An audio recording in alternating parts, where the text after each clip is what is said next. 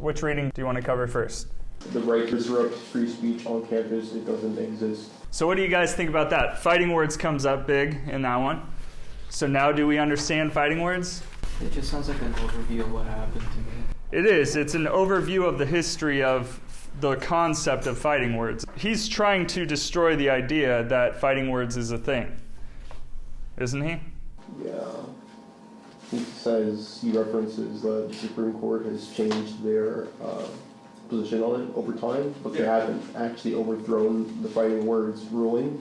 So they've kind of soft rewritten it, but not any hard changes.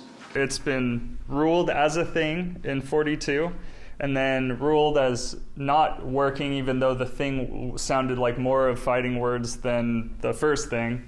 Yeah. And then... It just sounds like they don't want to touch it anymore.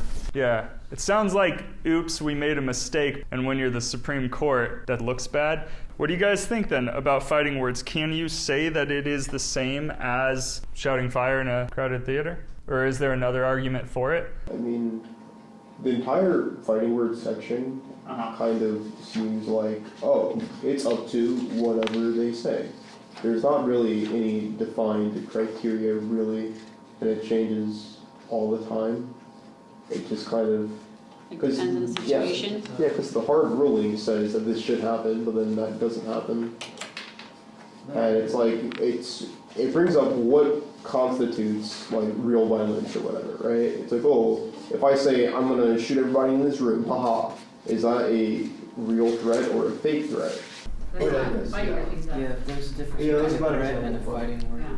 So look at the first one, where a dude calls government officials and the sheriff fascists and racketeers. That's not even...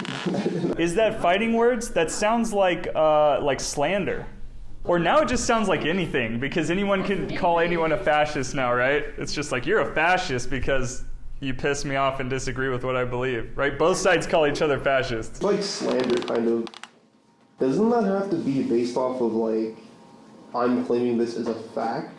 Yeah, well, racketeering. So fascist is like an ideology, but a racketeer means you're stealing. For us now, we're like, yeah, that's just normal talk. This is like debate words. This is what our presidential candidates call each other. This is soft. This is the opening statements kind of stuff.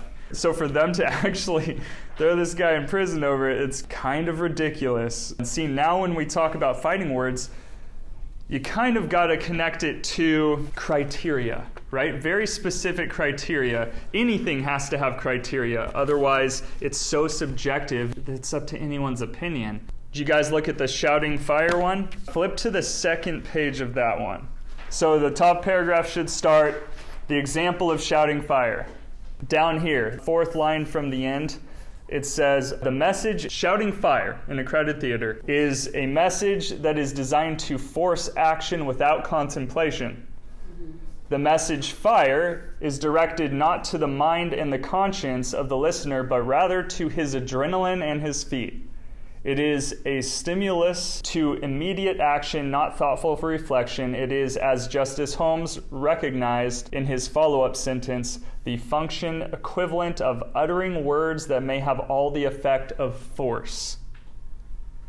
Do you see how fighting words probably needs to qualify as that? You forced me to fight you, because you only have to make the argument of fighting words when someone says something to you and you hit them over it. Then the argument is, what can someone possibly say to force you to hit them? To literally force you to hit I them. think the only way that you could force somebody to hit you is if you jumped out and yelled, and their reaction immediately was to punch. And that's the only thing that I think of. Or what if you're defending somebody? What if that person that you're hitting that's saying something, like if they're threatening to hurt somebody else, and it's your reaction to protect that person? But then it doesn't fall under speech anymore, right? Because it's threatening. Because it's a threat. It's a true threat. You're doing defense. So you're the jurors here. So let's look at a perfect example. This was in Anaheim. This was while I was still teaching at Cal State Fullerton. Yeah, this was 2016. So this is what happened. You understand the KKK is a minority, right?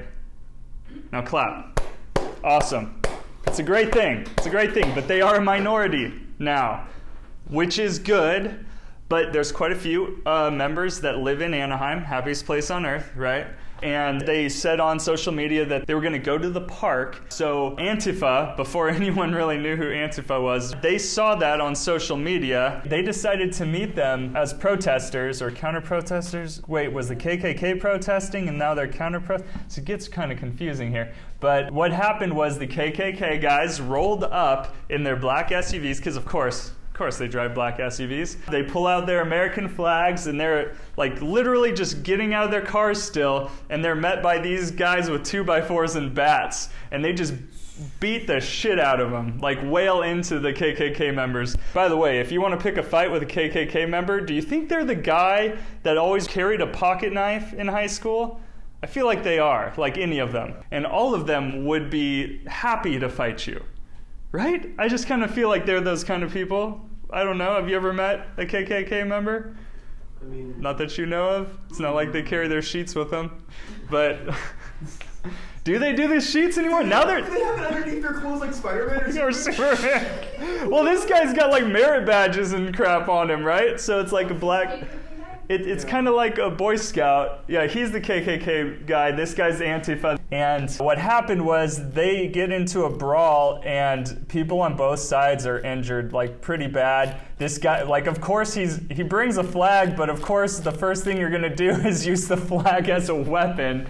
But I don't think they brought bats or anything, although I feel like they carry batons too, just like on their person at all times. So the whole thing here though is this right to do? They met them at the car. They didn't even get out yet. Or how about this? You tell me. If KKK members came to your park down the street and started speaking, what would happen, do you think? Everybody would just ignore them and call them crazy.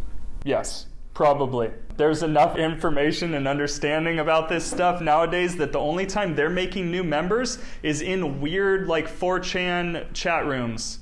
What is 4chan? It's where all the dank memes come from, but also you can find all kinds of dark things there. It's like the middle ground between like the dark net and then the normal internet. It's actually where all the crappy memes come from too. People sift through the memes on 4chan and then you get good memes. Yeah, you dig for gold pretty much. But then you also find places for incels to like find camaraderie and things like that. Do we know what incels are yet? Yeah. What are incels? They are involuntary celibates. Involuntary celibates, but that is so not accurate because what they mean by involuntary, it means they can't get laid because women won't have sex with them. But, I mean, what are you bringing to the table, man? Anyway, so this scenario, what would have happened if KKK members got to spew their propaganda at a park? Well, I mean, are little 5-year-olds chilling at the park by themselves? Kids that could be indoctrinated. You don't bring them into your elementary school or preschool classrooms, right? Don't do that. But if, let's say, I knew a KKK member, I might, while we're talking about certain things, I wouldn't have a problem bringing them in here and having them talk to you guys. I don't know any, but if I did, I'm pretty sure they could represent their own ideas better than I could represent them. What were you trying to rally today for, sir? White Lives Matter. I mean, everybody's on Black Lives Matter and all that. But what about the Klan's history of hate? Can you see why people would be upset? We're not the old Klan. Can you understand why people with the Klan's history of violence might be upset, sir? Well, this just goes to show how immature they are. We came here for a peaceful protest. They came and jumped on us. Do you believe in white supremacy? No, we're not white supremacists. But why have a group that has the baggage of the violence of the Ku Klux Klan when you could, you know... That is back from the 1800s and the 1960s. We are a different Klan. We're a Christian civil rights white organization. But the Loyal White Knights has been putting racist literature throughout the country. Well, about Martin Luther King, he was a communist and he was a perp. What do you think of Adolf Hitler? He was a great man at the beginning. He brought Germany out from the slums and made it a superpower. What about the Holocaust and the murder of 6 million Jews and other people? There was not 6 million Jews. There was not 6 million Jews. Who do you like for president, sir? Hillary Clinton. I mean, more than likely, parents would probably use them as a way to teach their kids, like, don't be like that. But it's also easy to disprove a lot of what they say if you just like present information to the kids later. Well, that's the thing. Would I be worried of them convincing you guys of anything? No, but then there's 10-year-olds.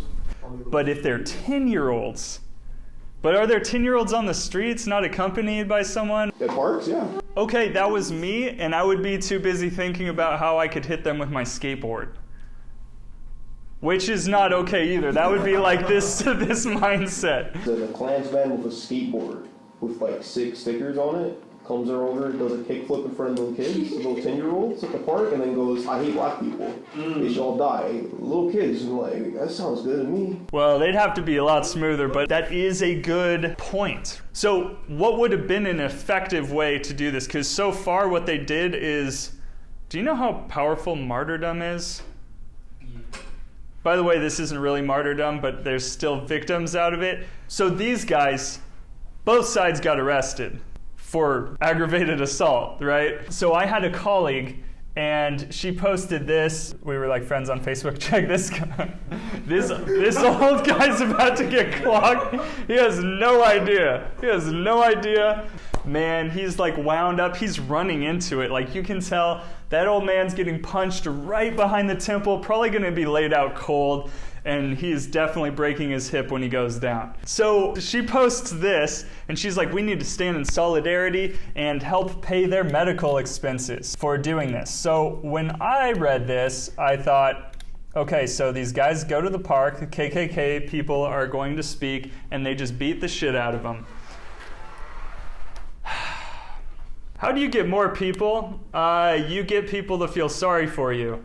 You just made people feel sorry for KKK members. That pisses me off more than anything because now the KKK members look better because they got beat up. Like you feel bad for them. You don't, but I mean someone is. This is more of a chance of them getting new recruits. They can play that off as like they're right. They're being attacked.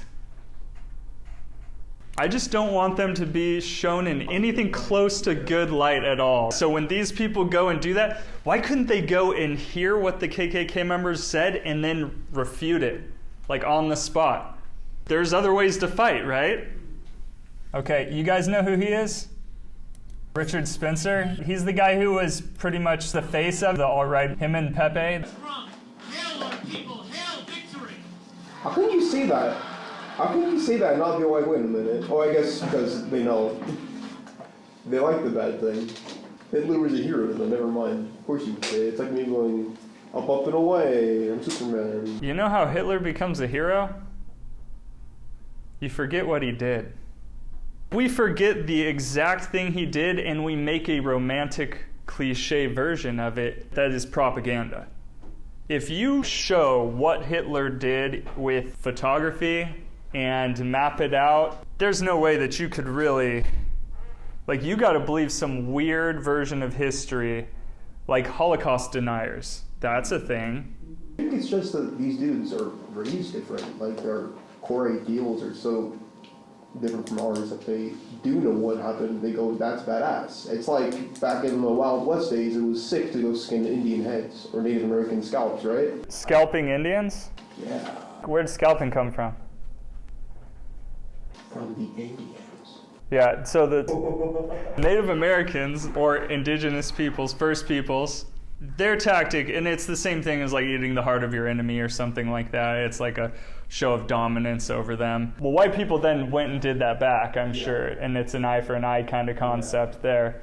But the idea of becoming a Nazi now, like a neo-Nazi, he's saying hail Trump, he's not saying hail Hitler, although... But they're all doing this, which is the... Right? It's quite reminiscent, even the hairdo. I think the only reason why they're not saying hail Hitler is because that man's dead. Yeah, that Third Reich thing didn't last. But, okay, this is the thing. When you've got diminishing populations of neo-Nazis or Nazi sympathizers or anything like that, and then you start getting an influx of them again, like they start happening again, is it because people are raising them, or how are people... They feel more free to say that they are. Is that what it is? Is it they feel more free, or are they finding camaraderie somewhere? Like, a lot of these people, where they start is they're so pissed off about PC stuff, right? Where they feel like they can't say things, and then they're told that they're the sole reason for all the problems. Remember, they're white cisgender people who look a lot like me. And they start with like, hey, you're telling me I'm the problem of everything, but I didn't do these things. And so then they've got some dude in a Klan badge, short sleeve, button-up black shirt come up to them and say, come with us, brother, we'll tell you the way. It's like force fighter situation, and then a group with a common enemy. Yeah, see, it kind of seems like that's more realistic. And no one just goes from totally normal kid to Hail Hitler, you know? No one does that. Even with Hail Hitler, like back in the day, people didn't just start as Nazis. That was like a slow thing that happened, and then all of a sudden they're like, sure, let's gas these people. Why not? That's way later. That's the train is like going downhill, you can't stop it, and you're just going off a cliff kind of thing.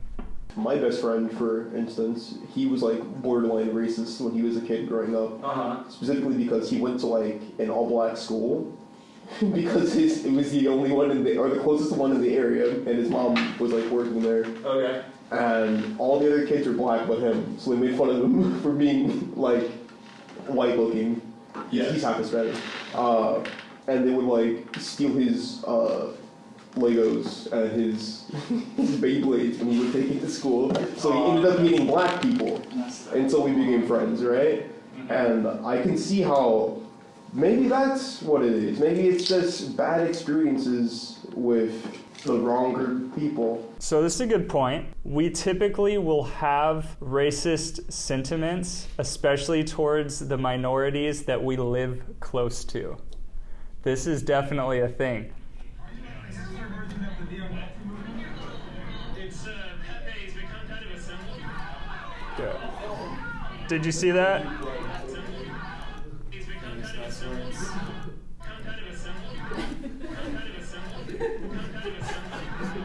All right, so we all enjoy that.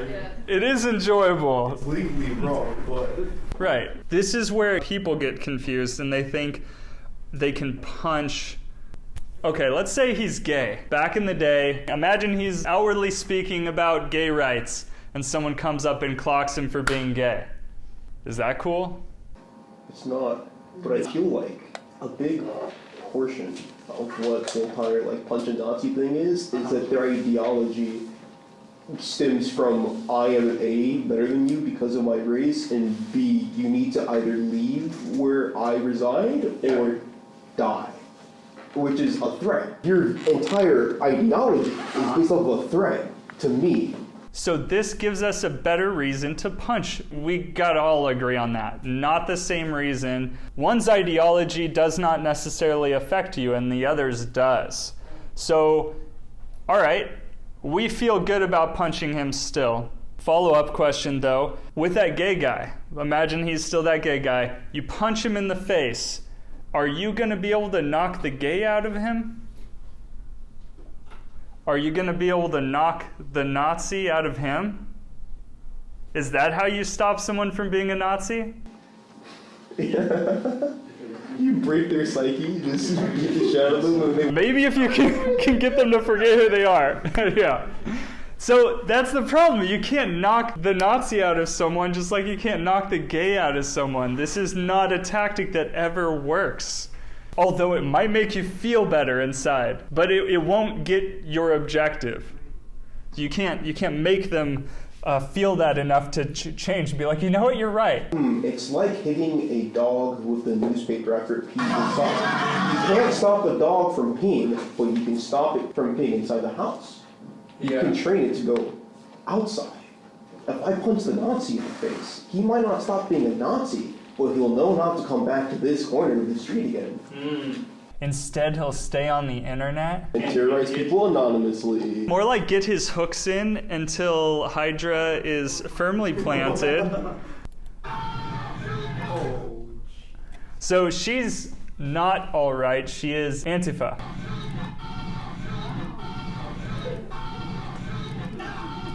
Dang. Not as many of you are laughing at that one. So this girl, she says that she's going up to Berkeley. She's not even from Berkeley. This is, by the way, a riot over Milo, some Russian-sounding Yovanovich or something. I don't know. Anyway, Milo Yiannopoulos, that's closer. Anyway, he is going to speak at Berkeley. He pretty much says things just to piss people off.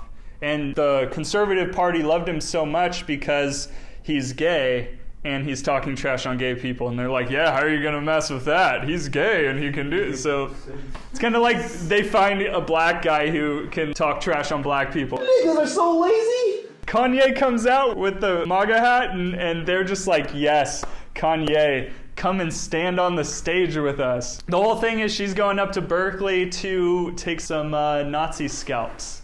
That's what she said on her social media. Then she comes out after this asking for money, donations to help fix her nose, which didn't look like she got messed up. This guy, I don't actually think he's very strong. He kind of just like fell into that punch. A lot of disgruntled white guys who think they're tough, right? He's going for the girl.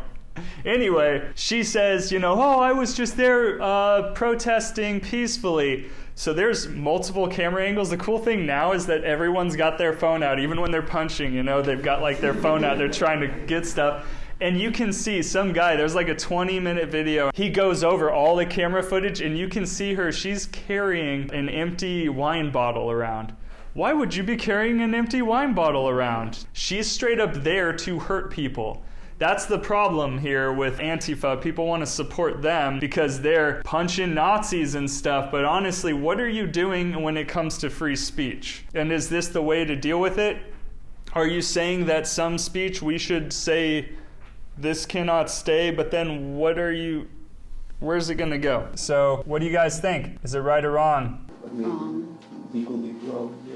Legally wrong? Should we change the law? Other than making you feel good for a minute, it doesn't really serve any purpose, so. Yeah. What was your objective, though? Was it to purge, or was it to actually get justice? Your own justice. If your goal was justice, why did you start the fight? I feel like a lot of this would be a lot easier in my consciousness if the people punching the Nazis just waited for the Nazis to do something bad first. Just wait for them to try something and then you knock them out. That would be a, haha, you did good because you're in the right both ways. That's what I'm talking about. It's like, you punched that guy who was just sitting there. And let's look at it the other way. So you make the argument earlier. We have the idea that, well, now they know not to come around here, which I've heard that in many old school movies said to black people, right? You know what it is. You know what I mean. We punch them. We make sure that they don't open their mouth about that again. You think that, you think it inside. Do you not find that frightening? Because if someone opens their mouth, now I know what they believe, and now I can deal with that. But if they just keep quiet and then eventually rent a van and then run people over, you can't punch a Nazi when he's running you over with a van. So you're saying we have to kill them. That's the only way. The thing is, though, it's either genocide, either murder them all, or find out who they are, which would only be through their speech, and then now you can engage with them. Oh, you think that? Your homie, right? Your homie who's like super quiet, who you play video games with online, and he doesn't really like say anything, but he does have a little Pepe the Frog here in the corner, and you just recently noticed it, but you don't want to touch on the issue because you don't want to have to hear if he really believes that stuff. If he were more open about it, you could be like, really, you believe that? Why do you believe that? The arguments fall apart really easily. If you just get someone to try and explain those arguments, and then you just find the seam, and you pull the thread, like you might be able to change someone's mind. But you can't change their mind if they are quiet about it. Unless it's too late, and then you've got new terrorists on your hands. Which we already have in the incels, which are not necessarily Nazis too, but I'm pretty sure they're also alt-right. They're just like a big bag of So, should neo-Nazis be allowed free speech? Let's check out Thane. He is definitely the most articulate writer I think we've got. You guys get how that one where it says, who's afraid of free speech? That guy, I would say, is not the best writer. Only because his arguments are so complicated. Even when I read it, I had to read that thing twice in order to actually get, oh, wait, he's moved on to the counterpoint, and then this is actually not his point. His point is down here. Man, he took 3 paragraphs just to get to his own point. I am so confused. And I mean, you saw, that one was actually written and published by the First Amendment Institute at Columbia University. So clearly they thought this was good, but it is very difficult to understand. So I would still say that when you're talking about getting people to understand what you're saying and getting the most people to believe and agree with your side, I think Thane is the strongest writer, regardless of if you are actually in agreement with him. So what does he say? Psychological damage can be caused by speech, and psychological or emotional harm is equatable to physical harm scientifically. And because physical harm is punishable by law, then should not emotional harm through speech also be punishable? You just landed on it, right? There's a whole bunch of universities with a whole bunch of studies, and we have linked emotional pain. Emotional harm is equal in intensity to that experienced by the body and is even more long-lasting and traumatic. So you get how someone punches you in the arm or even cuts you with a knife on the arm. You'll heal eventually, right? But if like, let's say your parent calls you a piece of shit, worthless, good for nothing, and you'll never amount to anything, is that going to last a little bit longer? It's going to last your whole life. What if they tell you that your whole childhood? I mean, that could be something definitely mentally scarring. Now, it depends on who is saying it, though. If some random kid on the bus with freaking snot coming out of always has boogers hanging out of his nose, no one even likes that kid, right? If he says that to you, is that the same thing? No, so it's interesting, though, because multiple people could cut you and have the same response, the same injury, but depending on who the person is, what they're saying, and what you are like, how strong you are mentally, that could change this big time, right? So he has a claim, and we can agree physical pain subsides, emotional pain when recalled is relived. That's true, yeah? Remember how there was the whole spectrum thing of if it's harder to believe, then you need better sources, and if it's easier, more common sense to believe, then it's like you don't even need a source. We start with a pretty common sense claim that he makes, but then he goes a little further with that claim, and so we really have to think about what his evidence is that he uses. What do you guys think about it? Is it equal in intensity to the body? How do you quantify it? Yeah. How do you quantify that exactly? It gets super subjective at that point, and he doesn't back that up. He does go on to start giving us examples or reasoning in the next paragraph down, the paragraph that starts with pain. Pain has a shared circuitry in the human brain, and it makes no distinction between being hit in the face and losing face or having a broken heart as a result of bereavement, betrayal, social exclusion, and grave insult. It doesn't make a difference? He says it doesn't make a difference between being punched in the face and losing face. I think it might make a difference. There's huge differences. Like, let's say if someone doesn't see me get punched in the face, as opposed to me totally embarrassing myself by having a booger hanging out of my nose in front of the girl that I like. Let's say we're in middle school, or even being punched in the face in front of that girl after I talked trash on the kid, so I totally deserved it. That's not a real thing that happened. That was high school. He does make a jump in logic where he doesn't quite back it up, and he's trying to say two things are alike, but we still have to call into question, are they really alike, or are you comparing two unlike things? So he keeps going. Emotional distress can in fact make the body sick. That's a common sense claim. We already know that. You guys have gotten anxiety over things before. You ever puked? Not because you ate bad food, but because you felt so stressed over something that you actually puked.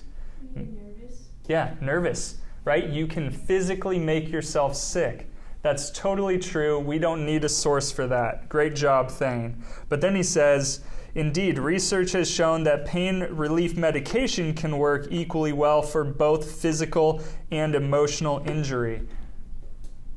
Is that true? Even though he says research. You can't just say there's research and not give me the damn research, dude. He doesn't give us the research. He just says there's research. Do you think there's research? Here, let me ask you, what do you use for pain medication? Tylenol, Advil. Anything stronger? ibuprofen, Okay, anything stronger? methamphetamine. There we go. There we go. And that's numbing, yes? Are you saying that we can use pain medication the same? It's kind of a different thing. That's really weird. He's not comparing two like things anymore. That's problematic. Then we see the other argument on the whole speed limits thing. What did you think about this? He kind of said that we put speed limits in like food and drugs because there's physical like repercussions if we don't follow it. Mm-hmm. But then he kind of completely disregards like, oh, there's an entire like mental like repercussions out of those two. Yeah, it's not exactly the same. We have speed limits, right? Or we have a stop sign or something like that. If someone disobeys this thing, we can have guaranteed injury. If a car T-bones a car, let's just say, they've disobeyed traffic laws and you have an actual accident like that, if a car comes in at 70 miles an hour and T-bones your car, there's going to be a similar thing each time that happens. But depending on who is being insulted and what their psyche is like, how sensitive they are, that is completely different. And how do you regulate when each person has a different sensitivity? Right, because you're sensitive on both sides, so then no one can speak. So again, another unlike thing. He has these things that if you just passively listen to it, you're like, oh, good argument, good argument. But if you're actively like, wait a second, let me think that through, you're going to find problems with a lot of those. Another thing is he doesn't even go about how he's going to enforce all of this. He even talks about how free speech is really costly in the first paragraph. Mm-hmm. He doesn't really give any solid numbers for that. Quite costly by itself as well, because who's really going to follow that even if you do set the regulations? That's true, yeah. But he still makes some good points, don't you think? No, yeah.